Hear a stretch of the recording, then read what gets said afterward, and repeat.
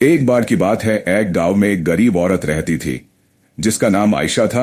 वह अपने माता पिता और छोटे भाई बहनों के साथ रहती थी।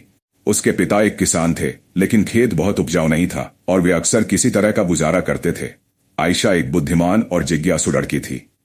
वह अपने आसपास की दुनिया के बारे में जानना पसंद करती थी। वह एक वैज्ञानिक बनने का सपना देखती थी, लेकिन वह जानती थी कि अपने परिवार की वित्तीय स्थिति के कारण उसे अपना लक्ष्य हासिल करना मुश्किल होगा। एक दिन आयशा के पिता बीमार पड़ गए। वह काम करने में असमर्थ थे और परिवार की आय और भी कम हो गई। आयशा को अपने परिवार की मदद करने के लिए स्कूल छोड़ना पड़ा। आयशा ने अपने परिवार का समर्थन करने के लिए कड़ी मेहनत की। उसने घरों की सफाई और खेतों में काम करने जैसे अजीब अजीब काम किए। उसने स्थानीय बाजार में सब्जियां बेचना भी शुरू किया। अपनी व्यस्त दिनचर्या के बावजूद आयशा ने वैज्ञानिक बनने के अपने सपने को कभी नहीं छोड़ा।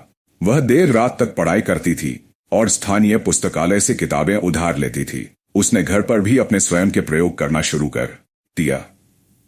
कई सालों की कड़ी मेहनत और दृढ़ संकल्प के बाद आयशा ने आखिरकार अपने सपने को हासिल कर लिया। वह विश्वविद्यालय में दाखिला लिया और वैज्ञानिक बन गई। उन्होंने विज्ञान के क्षेत्र में महत्वपूर्ण योगदान दिया। आयशा की कहानी हम सभी के लिए एक प्रेरणा है। यह दिखाता है कि अगर हम अपने दिमाग में रखते हैं और अपने सपनों को कभी नहीं छोड़ते हैं तो कुछ भी संभव है। यह भी दिखाता है कि हमारे जुनून का पालन करना महत्वपूर्ण है, भले ही यह मुश्किल हो।